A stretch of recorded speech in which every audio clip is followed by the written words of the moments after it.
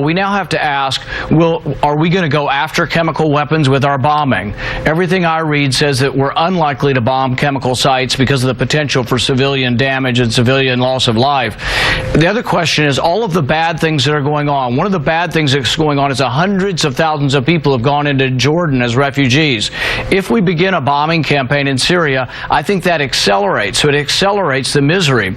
If we get involved, people say, well, 100,000 people have died, we must act. Well, if our weapons get involved and we get involved, do you think more people will die or less people? But I think the war may escalate out of control, and then we have to ask ourselves, who is on America's side over there? If the rebels win, will they be American allies?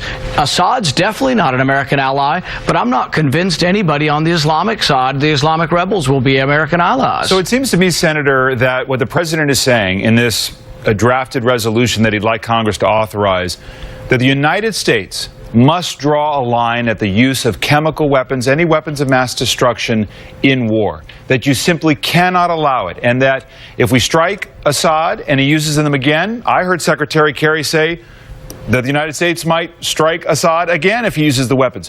Why not draw that line in the sand, as the president wants you to, and say, we can't allow WMD to be used?